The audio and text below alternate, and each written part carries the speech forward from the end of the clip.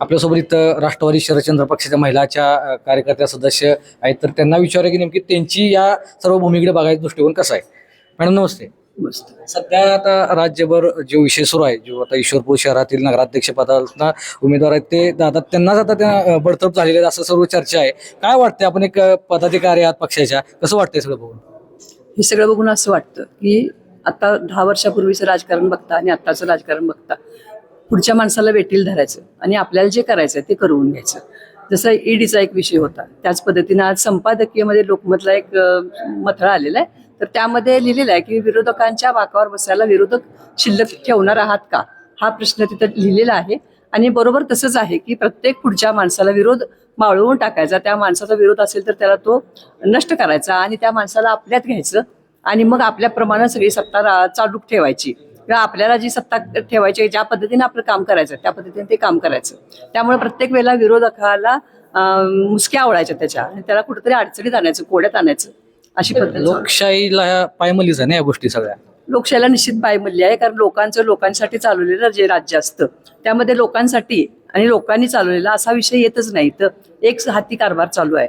ज्यांनी हे सगळ्या गोष्टी केलेल्या आहेत ते घनश्याम जाधव ते म्हणतात की दादांचे माझे काही वैयक्तिक वाद नाही, पण जे त्यांनी लपवलेल्या गोष्टी आहेत त्या आम्ही वर फक्त आणलेल्या आहेत. काय लपवलं? की काय अनाधिकृत बांधकाम असेल वगैरे. असू दे, मग अनाधिकृत जे बांधकाम आहे ते त्यांनी पुढे आणावं. आजपर्यंत ज्या वेळेला बांधकामं झाली किंवा रस्ते बांधले गेले त्यावेळेला जर अनधिकृत असतं तर ते निश्चितच बाहेर आलं असतं.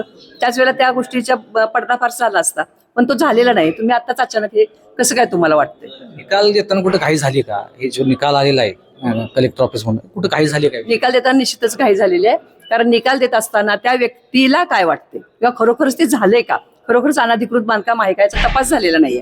वाटला आणि पटकन निकाल देऊन मोकळे झाले, अशा पद्धतीने हा निकाल दिलेला आहे. काय वाटतं, आपण कसं बघताय निकालाकडे?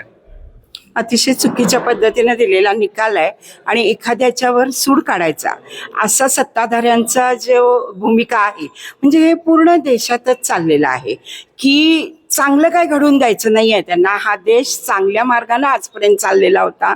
एक आदर्श या देशाचा, संस्कार या देशाचे चांगले म्हणून होते ज्या मागच्या काळात, त्यातला आता काहीही राहिलेलं नाही आहे. यानं बोट दाखवलं की ते झालंच पाहिजे, अशी सत्ताधिकाऱ्यांची एक आधारशाही असं चाललेलं आहे, हुकुमशाही चाललेली आहे.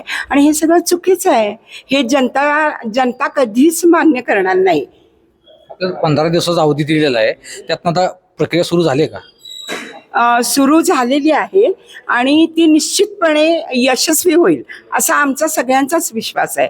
कारण लोकमान्य असा नगराध्यक्ष आम्ही निवडून दिलेला आहे आणि जे अतिशय चांगल्या, सात्विक आणि सुशील स्वभावाचा नगराध्यक्ष असं ज्यांना म्हणता येईल. आता काकींनी सांगितलं तसं या शहरामध्ये ज्या अनेक वाईट गोष्टी होत्या गेल्या 8-9 वर्षात, त्या आता सगळ्या ह्या नगरपालिकेनं संपवत आणलेल्या आहेत आणि त्यामुळं त्यांना हे बघवलेलं नाही आहे.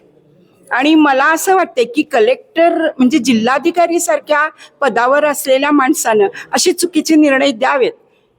मग याच्या मागं खूप मोठं षडयंत्र आहे सत्ताधिकाऱ्यांचं, एवढंच मला असं वाटतं.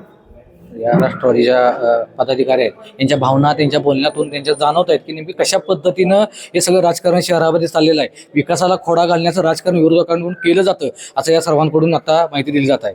सांगलीसाठी शीतलकुमार शेटे, ईश्वरपूर.